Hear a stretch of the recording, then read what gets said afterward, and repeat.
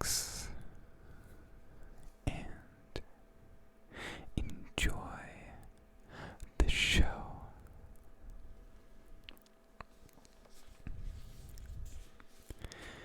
Out, out. The buzzsaw snarled and rattled in the yard and made dust and dropped stove-length sticks of wood. Sweet, scented stuff when the breeze drew across it, and from there those that lifted eyes could count 5 mountain ranges, one behind the other, under the sunset far into Vermont. And the saw snarled and rattled, as it ran light or hard to bear a load, and nothing happened. Day was all but done. Call it a day. I wish they might have said, to please the boy, by giving him the half hour that a boy counts so much when saved from work. His sister stood beside them in her apron to tell them supper at the word. The saw, as if to prove saws knew what supper meant, leaped out at the boy's hand, or seemed to leap. He must have given the hand. However, it was neither refused the meeting, but the hand. The boy's first outcry was a rueful laugh, as he swung toward them, holding up the hand, half in appeal, but half as if to keep the life from spilling. Then the boy saw it all, since he was old enough to know, big boy doing a man's work, though a child at heart. He saw all spoiled. Don't let him cut my hand off. The doctor, when he comes, don't let him, sister. So, but the hand was gone already. The doctor put him in the dark of ether. He lay and puffed his lips out with his breath, and then the watcher at his pulse took fright. No one believed. They listened at his heart. Little less, nothing. And that ended it. No more to build on there. And they, since they were not the one dead, turned to their affairs.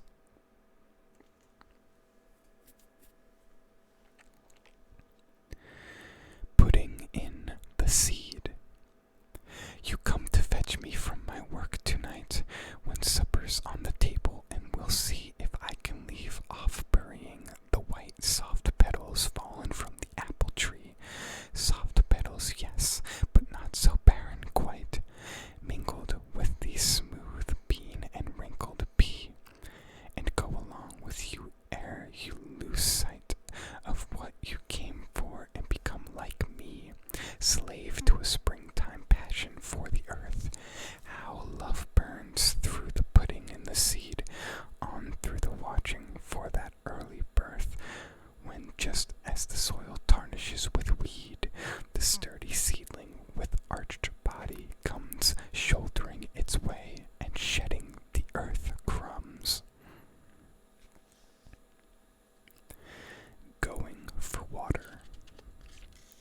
The well was dry beside the door, and so we went with pail and can across the fields behind the house to seek the brook if still it ran, not loth to have excuse to go, because the autumn eve was fair, though chill because the fields were ours, and by the brook our woods were there. We ran as if to meet the moon that slowly dawned behind the trees.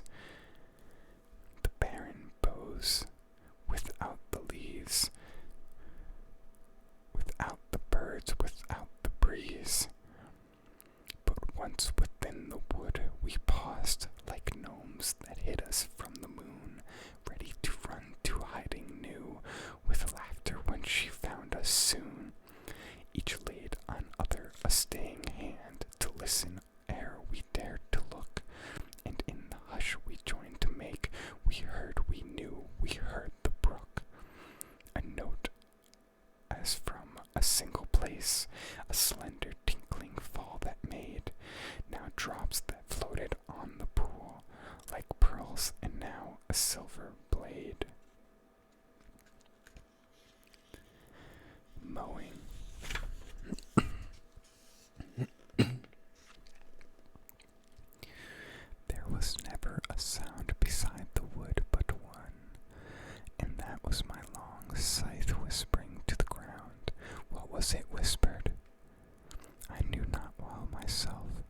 sounds. It was something about the heat of the sun, something perhaps about the lack of sound, and that was why it whispered and did not speak. It was no dream of the gift of idle hours, or easy gold at the hand of fay or elf. Anything more than the truth would have seemed too weak to the earnest love that laid the swale in rows, not without feeble pointed spikes of flowers, pale orchises, and seared a bright green snake. The fact is the sweetest dream that labor knows. My long scythe whispered and left the hay to make.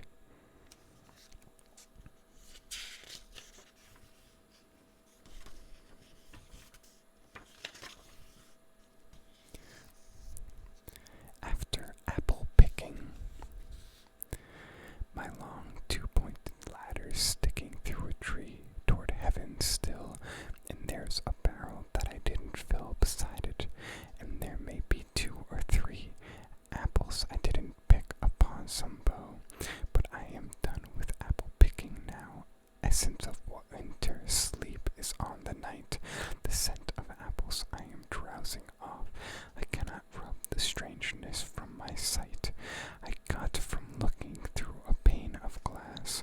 I skimmed this morning from the drinking trough, and held against the world of hoary grass. It melted, and I let it fall and break, but I was well upon my way to sleep before it fell, and I could tell what form my dreaming was about to take. Magnified apples appear and disappear, stem end and blossom end, and every fleck of russet showing clear. My instep arch not only keeps the ache, it keeps the pressure of a ladder round.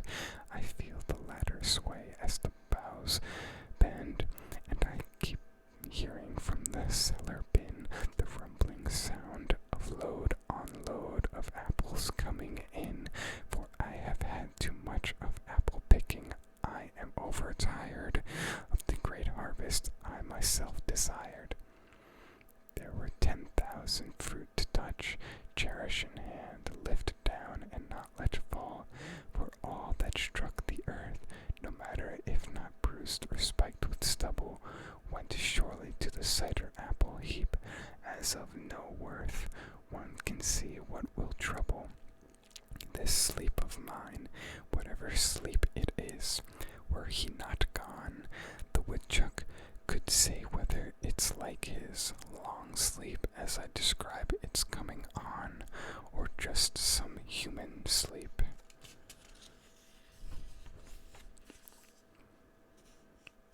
Birches. When I see birches bend to left and right across the lines of straighter, darker trees, I like to think some boy's been swinging them, but swinging doesn't bend them down to stay. Ice storms do that. Often you must have seen them loaded with ice a sunny winter morning after a rain. They click upon themselves as the breeze rises, and turn many-colored as the stir cracks and crazes their enamel.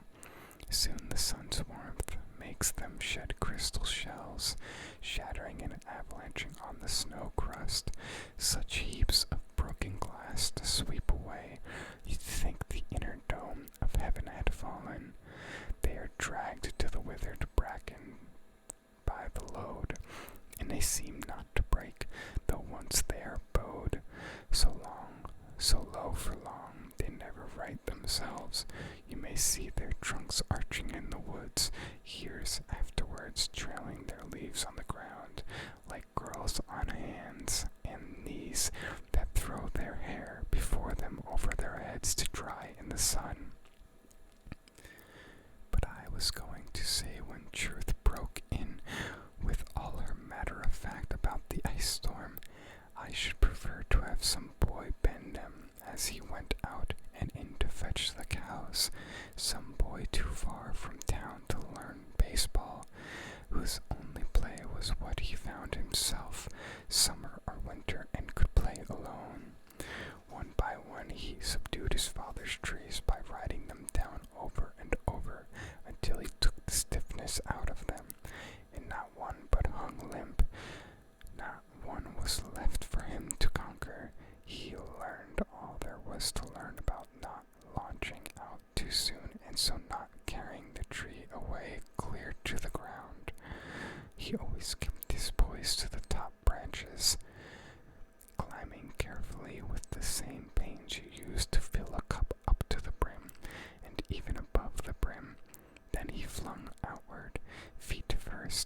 swish, kicking his way down through the air to the ground.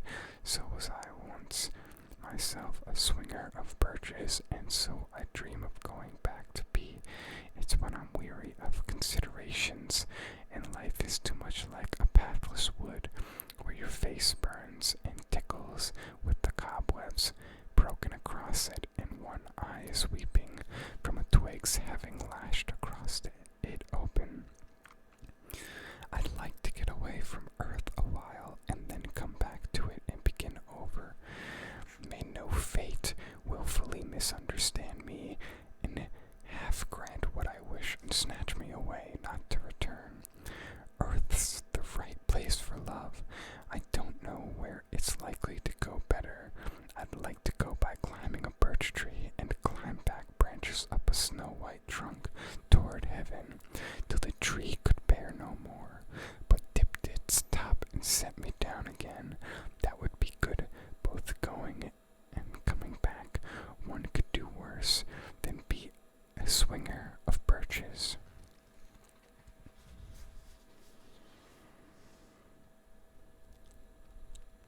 Wow. I've really enjoyed reading those poems.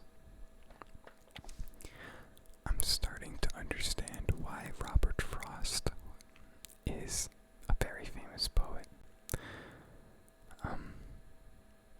I hope you enjoyed those poems.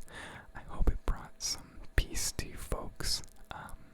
It sure brought some peace to me reading them. I really enjoy reading, and I advocate that you folks at least try it out a little bit. I hope you enjoyed that video. Feel free to like, comment, subscribe, turn on those notifications, and I will see you in the next one. Alright, have a great rest of your day.